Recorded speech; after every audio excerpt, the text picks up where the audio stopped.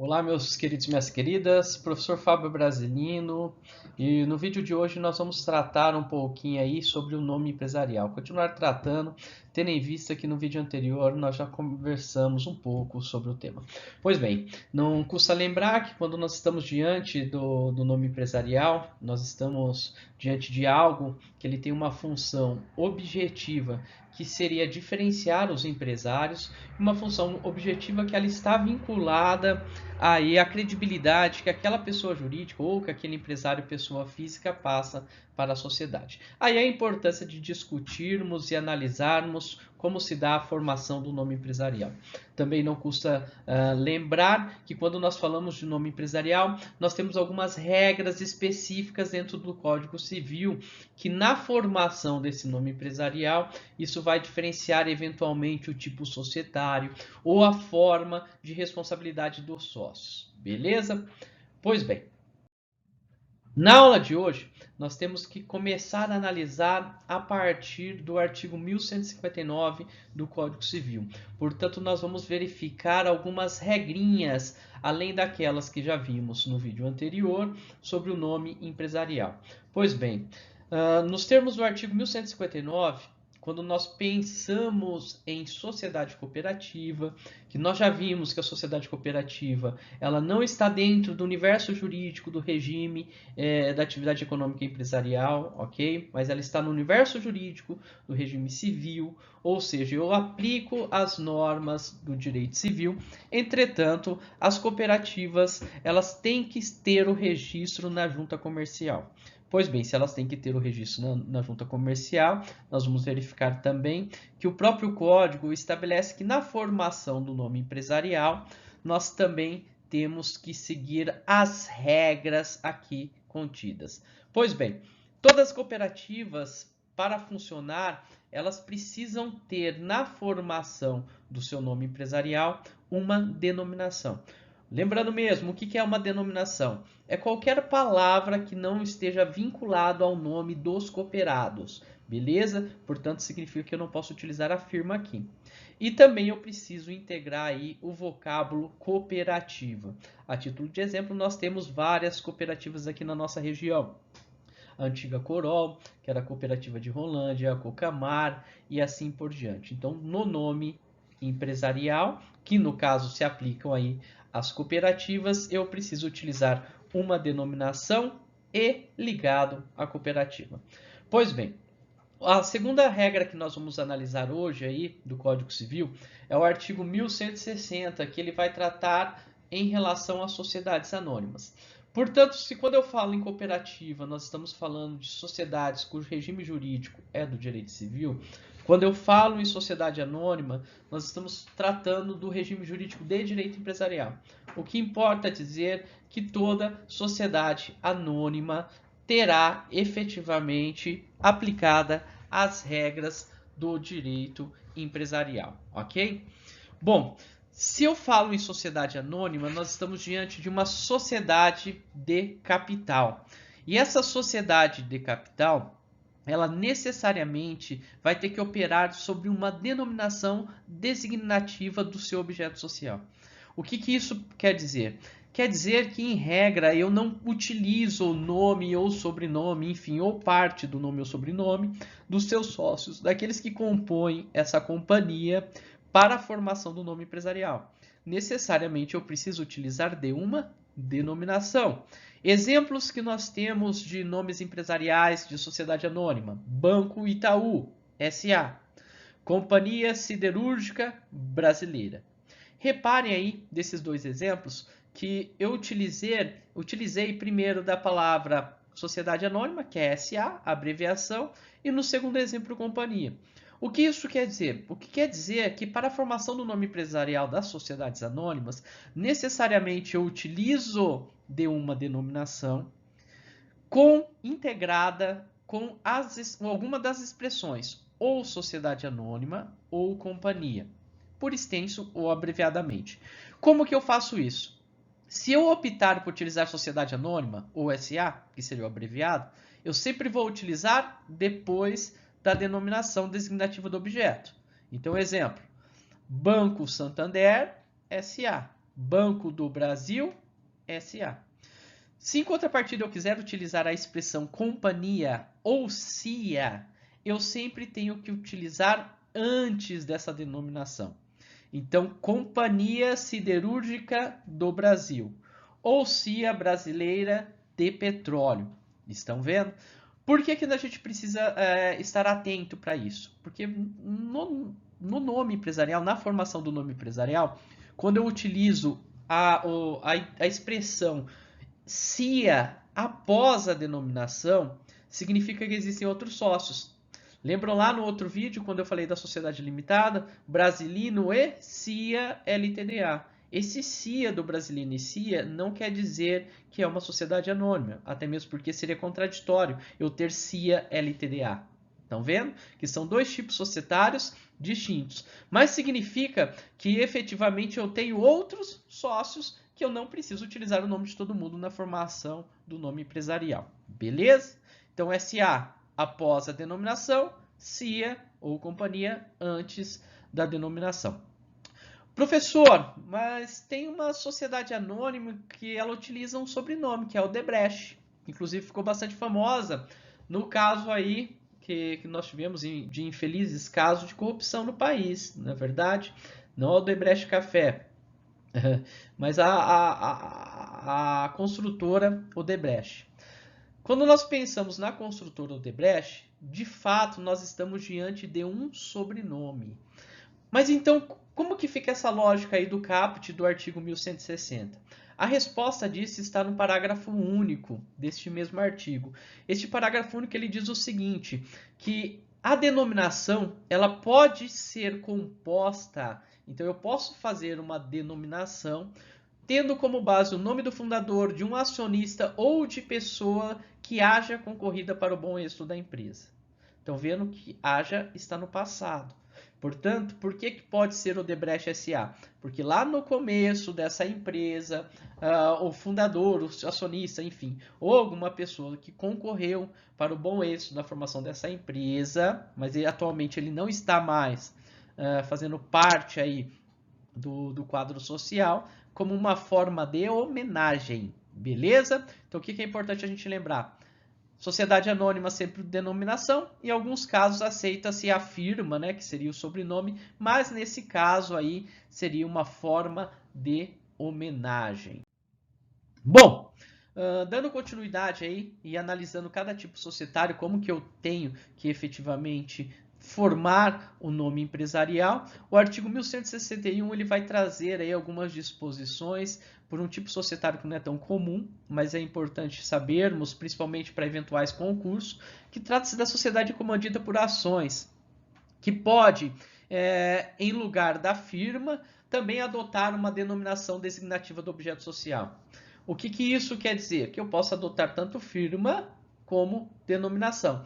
E sempre eu tenho que adicionar a expressão comandita por ações. E reparem aí o artigo 1162, que vai tratar sobre a sociedade em conta de participação, que em um momento oportuno ela será analisada. Que na sociedade em conta de participação ela não pode ter, não pode adotar nem firma ou denominação. Mas, professor, o porquê disso? Porque a sociedade em conta de participação, na realidade, ela não tem personalidade jurídica. O que isso quer dizer? Eu não formo uma pessoa jurídica. Se eu não formo uma pessoa, logo eu não posso ter um nome empresarial, já que esse nome ele está vinculado aos atributos da personalidade. O que isso quer dizer? Só tem nome aquelas pessoas que têm personalidade. E reparem aqui, senhores e senhoritas, que eu estou tratando de nome empresarial. Nós não estamos falando aí de uma designação de fantasia, nós não estamos falando de marca, ok?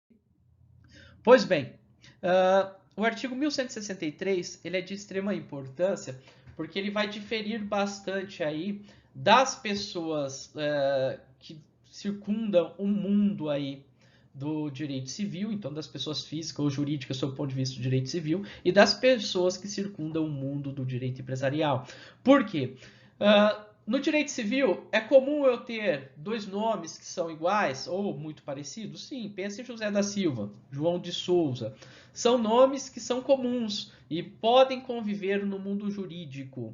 Quando eu penso no direito empresarial, nós não podemos ter dois nomes iguais registrados dentro do mesmo território. E quando eu falo registrado dentro do mesmo território, nós temos que lembrar lá do vídeo que eu tratei sobre o registro público, que é só dentro do Estado, ok? Portanto, não tem abrangência em âmbito nacional.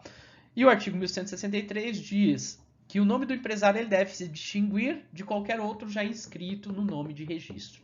Quando ele diz aqui registro, por óbvio que ele está falando, está remetendo aí à junta comercial. Ah, professor, mas se for um empresário individual, então o João da Silva, que é comum ter duas pessoas com o mesmo nome, o empresário individual, nós sabemos que ele é obrigado a utilizar firma, como que fica? Parágrafo único traz a solução. Que se o empresário tiver um nome idêntico, então um João da Silva foi lá e se inscreveu, e outro João da Silva quer montar outro empresário individual, quer se inscrever, ele deverá, e olha o verbo aqui, não poderá, mas sim deverá. Então ele tem que acrescentar designação que o distinga. Ou seja, o João da Silva vai ter que colocar algo nesse nome empresarial que vai distinguir ele do outro empresário. E lembrando que quando nós trabalhamos dentro dessa perspectiva de nome empresarial, é até importante para os empresários, sob um ponto de vista de proteção, que ele tenha um nome que o distingua dos demais mesmo. Isso aí para evitar, eventualmente, alguma sucessão trabalhista ou algo do gênero. Aqui eu cito um caso em que um cliente utilizava-se de uma denominação, então tinha a denominação lá, vamos pensar em algo como bola de gude, LTDA, e essa denominação ela era muito utilizada, né, já tinha, aliás, já tinha vários anos que ele estava aí nessa atividade econômica. E vai uma filha dele com o seu marido e monta uma outra pessoa jurídica que não tem qualquer aí relação e também utilizou dessa denominação bola de gude e colocou lá alguns complementos, ok? Para distinguir essas duas pessoas jurídicas. Pois bem, essa empresa da filha, ela caiu em um processo de insolvência. O que isso quer dizer? Significa que essa empresa ela começou a ter problemas financeiros e teve uma ação trabalhista em decorrência de um acidente de trabalho. Então ela foi condenada aí nos 500 mil reais de indenização a título de danos morais e materiais. Beleza? Essa empresa estava insolvente, mas a empresa do pai não. Consequência, o advogado conseguiu, lógico que isso é na trabalhista, né? A trabalhista é muito mais fácil de acontecer esses absurdos, porque não respeitam tanto as regras do direito empresarial, mas conseguiu provar ali que se tratava de um grupo econômico, apenas utilizando o nome empresarial. Estão vendo? Portanto, meus queridos, nem sempre é muito adequado aí que efetivamente você utilize de nomes próximos daqueles empresários já existentes, porque pode ser complicado para o seu cliente, beleza? Fica a dica aí para os contadores ou futuros contadores, para os administradores também, uma dica prática. Bom, uma questão que pode dar alguma discussão e que as pessoas podem até confundir um pouco, né? E pode surgir algum pouco de dúvida, é o que está lá no artigo 1164.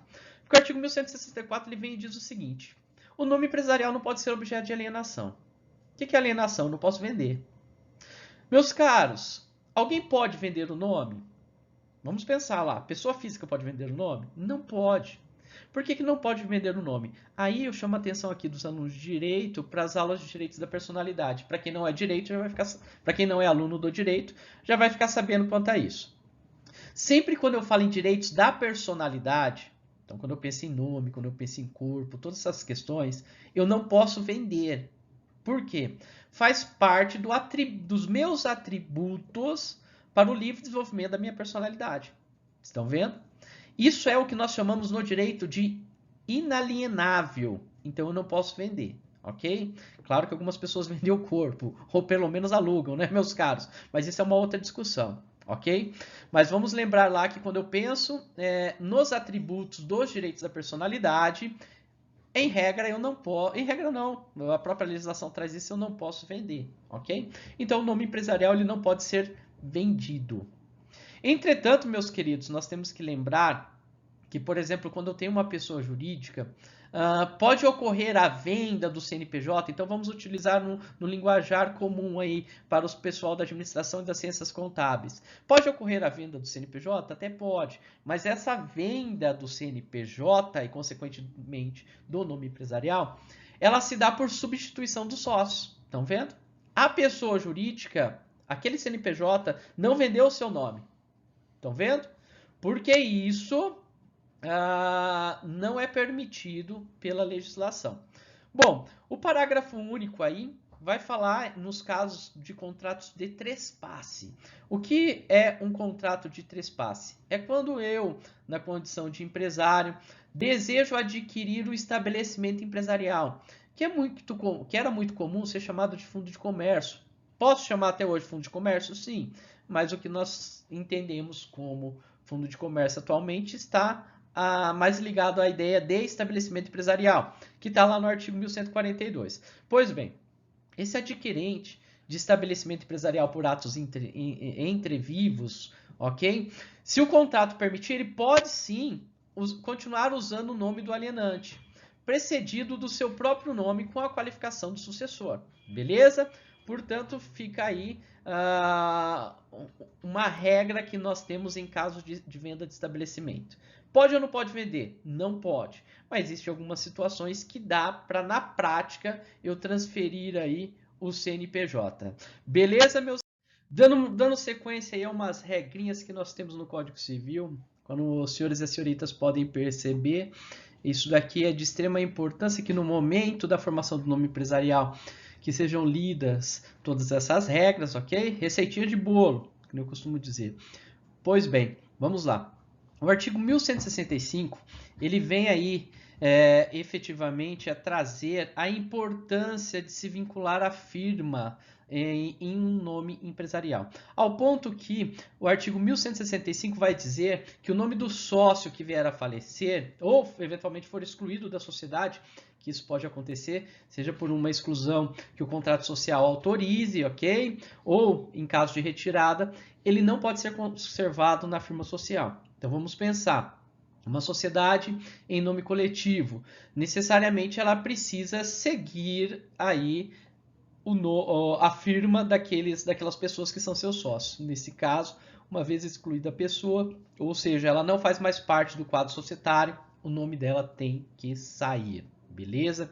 Lembram lá que o nome empresarial está ligado à questão subjetiva, ou seja, a importância que aquela empresa tem dentro da sociedade, beleza? Que necessariamente fica vinculada aí, querendo ou não, ao sobrenome da pessoa, ou à firma aí, vamos assim dizer, da pessoa. Pois bem, o artigo 1166, ele vai dizer, vai trazer aí, na realidade, um mandamento, mas para o Estado, vamos assim dizer. E vai, lógico que em decorrência desse mandamento ao Estado, ou seja, de procedimento da junta comercial, também traz um direito subjetivo da pessoa, de, por exemplo, de não ter alguém copiando o seu nome empresarial. E esse artigo 1166, ele vai dizer o seguinte, que essa inscrição desse empresário, então, ou se pensar em pessoa jurídica dos seus atos constitutivos e as averbações, que são eventuais alterações, ela vai ter que ser feita aí em registro próprio. Então, a junta comercial ela vai registrar, vai ter uma forma de registro próprio, e isso vai assegurar o seu uso único e exclusivo dentro do quê? Dos limites do respectivo estado. Então, por exemplo, se você quer eventualmente proteger o seu nome empresarial em toda a Federação Brasileira, você vai ter que registrar em cada junta comercial, beleza? Caso você não registre, a sua proteção vai ser dentro do estado. A gente tem que tomar bastante cuidado aí, principalmente quando nós temos aí cidades vizinhas. Se a gente pensar que o norte do Paraná e algumas cidades do estado de São Paulo, que são bem próximas, ok? Se eventualmente você quer ter proteção, você precisa fazer o registro, averbar o registro na junta comercial dos dois estados. Claro que tudo isso tem um custo, né, pessoal? Então vai depender aí de qualquer estratégia comercial da empresa. Beleza? E o parágrafo único desse mesmo artigo vai dizer que em algumas situações o uso previsto nesse artigo, ou seja, a proteção, ela pode se estender a todo o território nacional, se registrado na forma de lei especial. Nesse caso aqui, o que nós temos atualmente para ter uma proteção no âmbito nacional seria você pegar esse nome empresarial e registrar uma marca. Estão vendo? Então, além de eu ter o nome empresarial, eu registro uma marca. Isso é muito comum nos bancos. Os bancos, a marca coincide com o nome empresarial. Estão vendo? Pensa os grandes bancos privados aí que nós temos. Banco do Brasil, Bradesco, Banco Itaú, Santander. Então, nós vamos verificar que o nome empresarial acaba coincidindo com a marca. Por quê? Porque ele vai ter uma proteção especial. Bom, vale lembrar que quando nós falamos em direito empresarial, a livre iniciativa, enfim, a proteção que ela se dá é no âmbito privado, beleza? Claro que quando eu vou fazer um registro na junta comercial, ainda mais com as novas tecnologias, o próprio sistema já vai verificar se eu posso usar aquele nome ou não. Então pensem lá, pessoal de TADS, quando você vai criar um e-mail, ou vamos pensar todos aqui, quando eu vou criar uma conta no Facebook, no Instagram, ou coisa do tipo. Eu não tenho que procurar um nome? Já verifica lá se aquele nome existe ou não, não é verdade? Então, é a mesma coisa do nome empresarial, beleza? Mas existem algumas situações em que, eventualmente, o meu nome empresarial pode estar sendo utilizado de forma não adequada, ou em algumas situações alguém quer utilizar um nome muito parecido com o meu. Nessas situações, o artigo 1167 vai impor uma obrigação de quem? Daquele que for o prejudicado. Então ele diz lá que o prejudicado, em qualquer momento, ou seja, isso daí nos traz uma liberalidade de não ter um prazo decadencial para tanto, uma ação para quê? Para anular a inscrição do nome empresarial feita com a violação de lei ou do contrato. Beleza? Então imagine a seguinte situação. Eu, Fábio Brasilino, saio da sociedade, mas eles acabam mantendo aí o meu nome empresarial. O meu nome, a minha firma, no nome empresarial. Eu posso a qualquer tempo pedir a anulação dessa inscrição. Ou, eventualmente, alguém está utilizando aí de má fé e usando aí o super sobrenome brasileiro na sua atividade empresarial. Beleza, queridos? Vamos lá para a regrinha aí do artigo 1168, que diz aí que a inscrição do nome empresarial será cancelada. Então, sempre que algum interessado quiser, ela pode ser cancelada quando cessar o exercício da atividade para que foi adotado ou quando se ultimar-se a liquidação da sociedade que o inscreveu. Ou seja, a partir do momento que eu começo os procedimentos para finalizar a atuação daquele empresário, nós vamos ter a inscrição cancelada do nome empresarial. Professor, outra pessoa pode vir utilizar? Sim, não há nenhum impedimento, ok? Claro que, além dessas regras que nós temos do Código Civil, quando nós falamos em direito empresarial, é importante nós lembrarmos que tem um ramo do direito que é chamado direito concorrencial, e esse ramo aí vai impedir algumas condutas que são mais voltadas à má-fé. Então, sempre que a pessoa utilizar-se da má-fé, obviamente que a legislação não pode contemplar isso. E vai ter que coibir. Mas, fora essas questões aí da má-fé ou do abuso de direito, não há nenhum problema. Pois bem, um esqueminha aqui para os senhores e para as senhoritas lembrarem. Em quais situações eu utilizo firma? Na formação do nome empresarial, quando eu estou diante de um empresário individual, sociedade em nome coletivo e sociedade em comandita simples. Quando eu utilizo denominação, sociedade anônima, sempre. Ressalvada lá aquela situação de homenagem, beleza? Quando eu posso utilizar firma ou denominação? Sempre quando eu estiver diante de uma sociedade limitada ou em sociedade em comandita por ações, beleza? Pois bem, algumas questões específicas que nós temos aí na Lei de Registro Público, que é a Lei 8.934, de 94. O artigo 34 ele estabelece alguns princípios que nós consideramos como infraconstitucionais. E diz aí que o nome empresarial deve obedecer os princípios da veracidade e da novidade. Veracidade está vinculado ao fato de que eu não vou montar uma empresa de chocolate e colocar no nome empresarial de que ela é uma borracharia, por exemplo. não é verdade? Então tem que ter essa questão em mente. E novidade, essa novidade aqui não é algo que nunca ninguém conheça, ok? Sob o ponto de vista do português, no nosso léxico. Mas as novidades sob o ponto de vista da técnica, ou seja, que ninguém esteja aí utilizando, beleza? Uma observação que eu já até comentei com os senhores e as senhoritas, que a proteção do nome empresarial, consequentemente, dentro dessa ideia do princípio da novidade, ela vai ser a partir do momento do registro na junta comercial e essa proteção se dá apenas dentro do Estado, beleza? Pois bem, nesse sentido ainda, o artigo 33 vai trazer essas disposições.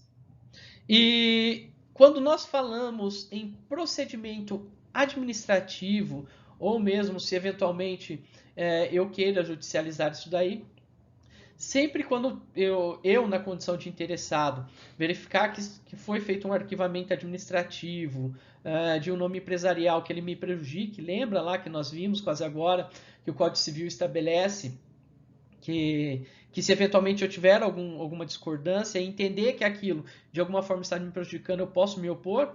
Como que eu me oponho a isso? E quais são alguns critérios? Pois bem, o Departamento de Registro, lembra lá? Aquele nosso órgão normatizador, que é de Brasília, que é em âmbito federal, ele traz aí alguns critérios, que eu vou falar agora para os senhores. Primeiro, se eu tenho problema, então alguém foi lá e reclamou de um nome empresarial falando que ele não segue, por exemplo, o princípio da novidade. Devem ser comparados os nomes por inteiro, quando colidirem duas firmas individuais ou razões sociais. Beleza? Então, se eventualmente eu, Brasilino e CIA, invoco com alguém que vai colocar o mesmo nome, então vamos imaginar que meu pai, eu sou obrigado com meu pai, mas isso é muito comum, por exemplo, dois irmãos que têm o mesmo sobrenome e eles estão dentro da mesma atividade. Óbvio que ambos podem utilizar o seu sobrenome, só que aquele que primeiro registrou ele vai ter preferência, estão vendo? Então tem um caso de uma cliente de que eles trabalham no ramo de tapeçaria, o primeiro cliente colocou o sobrenome, comércio de tapeçarias, aí o irmão brigou, montou também uma tapeçaria e também queria colocar um nome parecido. Aí, nesses casos aí, como que eu resolvo? Eu tenho que comparar o nome por inteiro. Esse nome por inteiro, ele possibilita distinguir quem são os empresários? Se sim, eles podem conviver. Se não, eu posso me opor ao registro desse segundo. Beleza? Lembrando sempre que quem pode se opor, pessoal, é aquele que primeiro registrou, tá? Segundo critério, deve ser comparados por inteiro também as denominações compostas por expressões comuns, de fantasia, de uso generalizado ou vulgar. Só um paralelo aqui. Recentemente, nós tivemos uma novela na Globo que teve como nome Bom Sucesso, que é o nome de um bairro, e um senhor ele entrou com uma ação falando que aquilo ali, enfim, gerou alguns constrangimentos para ele, falando de uso indevido de nome, porque ele tinha um sobrenome de Bom Sucesso. Convenhamos, não é algo que é totalmente incomum, não é verdade? Então, se eu estou falando de expressão comum, enfim, ou algo que é generalizado, que nem nesses casos, então vamos imaginar trazendo isso para o direito da empresa. Eu teria que ver também a comparação por inteiro. E por fim, aí, deve ser comparado os núcleos de denominações compostas por expressões de fantasia em comum. Então, se eventualmente eu crio um nome fantasia que é totalmente incomum, aí eventualmente eu posso aí ver apenas aquele em comum. Beleza? Pois bem, nesse mesmo sentido, aí eu peço que os senhores e as senhoritas deem uma lida aí na instrução normativa número 104, em especial ao artigo 8º, que é justamente a tudo isso aqui que eu acabei de falar.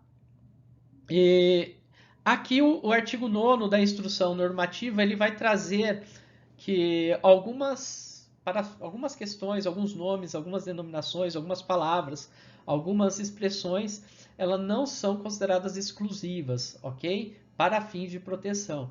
Nesse sentido aí, nós temos as denominações genéricas de atividades, gênero, espécie, natureza, lugar, procedência, termos técnicos, científicos, literários e artísticos, do vernáculo nacional e estrangeiro, tudo isso que for, claro, de uso comum ou vulgar, e os nomes civis. Beleza? Bom, o parágrafo único aí também fala que a junção de letras ou letras exclusivas, por exemplo, A1, A2, algum nome nesse sentido também não vai ter aí direito à exclusividade. O que isso significa em termos práticos? Significa que para eu verificar um determinado requerimento de oposição, então vamos imaginar, eu tenho A3 Academia de Dança, e de repente eu vou ter uma empresa chamada A3 Produtos Musicais. A Academia de Dança ela era a primeira, e ela invoca que, e ela quer opor, falar, olha, o A3 foi eu que inventei. Nessa situação aí nós estamos diante de expressões que não são exclusivas. Se não são exclusivas, logo eu tenho que ver o nome por inteiro. Alguém vai confundir A3 Academia de Dança com A3 Equipamentos Musicais? Não, são coisas distintas. Claro que até pode se pensar e falar, será que é do mesmo grupo? Enfim. Mas são coisas que dá, sob o ponto de vista objetivo, para separar, para distinguir aqueles empresários. Diferente se eu tivesse criado alguma denominação totalmente diferente, beleza? Bom, nós temos que lembrar aí, já finalizando esse vídeo, que o uso indevido do nome empresarial ele vai caracterizar o crime de concorrência desleal. Qual que é o fundamento disso? Nós temos que lembrar que essa área ou área secundária do direito, que é o direito penal, nós precisamos ter tipificado. Então tem que ter uma lei, ok? A lei que diz isso é a Lei de Propriedade Industrial, no seu artigo 195, inciso 5º, que vai dizer lá que você usar indevidamente o nome empresarial é um crime. E esse crime nós chamamos de concorrência desleal. Claro que além da esfera do direito penal, nós também temos a principal esfera que nos interessa aqui para o direito privado.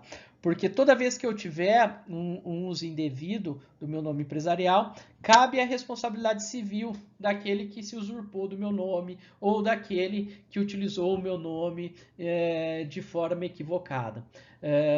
Até mesmo em algumas situações aí pelos danos derivados do desvio de clientela, que está lá também na Lei de Propriedade Industrial, em especial no seu artigo 209. Beleza? Claro que, pessoal, em termos práticos, isso é muito difícil de se provar. Como que se prova o desvio de clientela? Mas são comuns em algumas situações, discussões. Por exemplo, me lembro que eu estive no tribunal, fui fazer uma sustentação oral e havia uma discussão lá entre duas empresas do ramo de saúde. Agora não me recordo se eles apenas prestavam serviço de atendimento médico, mas eu acredito que também eles faziam análises clínicas, então eles faziam exames, ok? Um dos sócios, ele acabou, mesmo sem se retirar da sociedade, mas ele montou uma sociedade que era na frente daquela da qual ele era sócio, que ele prestava atendimento, e querendo ou não, essa da frente ela começou a desviar a clientela. Então, ao invés dele fazer os procedimentos lá de exame dentro daquele laboratório, que ele primeiro era sócio, ele começou a desviar a clientela só para o seu novo consultório que foi criado. O final do julgamento foi no sentido de que houve aí o desvio de clientela. Havendo desvio de clientela, isso gera responsabilidade civil. Como último tópico, nós temos que entender que há uma diferença quando nós falamos entre nome empresarial e marca. Beleza, pessoal? Nome empresarial ele está vinculado aos direitos da personalidade. Marca está vinculado a um objeto de direito. Ou seja, é suscetível de venda, é suscetível de transferência de cessão para terceiros. Beleza? Qual que é a diferença do nome empresarial para a marca? Primeiro, o órgão de registro. Nome empresarial, todos os empresários são obrigados a ter e a registrar nas juntas comerciais de cada estado que ele for atuar. A marca não é obrigada a ter e eu registro no INPI, que é o Instituto Nacional de Propriedade Industrial. Beleza? Nome empresarial. Eu tenho uma tutela territorial dentro do estado em que eu estou registrado. Então, se é na Junta Comercial do Paraná, onde vai ser minha tutela? No Paraná. Marca, território brasileiro. Beleza? Âmbito material. Nome empresarial. Eu tenho proteção em todas as atividades econômicas. A marca, em regra, apenas naquela atividade econômica que eu exerço. Estão vendo? Então, eu posso ter mais de uma pessoa titular da mesma marca? Sim, desde que eles estejam em ramos diferentes de atuação. Beleza? mas isso será estudado em momento oportuno. Âmbito temporal. Nome empresarial a partir do momento que eu procedi ao registro, já começa a minha proteção. E ela só vai acabar quando eu proceder à baixa da minha empresa, ou eventualmente, enfim, tiver uma decisão judicial nesse sentido. A marca é temporário, ok? Então, de tempos em tempos, eu tenho que renovar sob pena de perder. É isso aí, meus queridos e minhas queridas, meus caros e minhas caras. Um abraço a todos.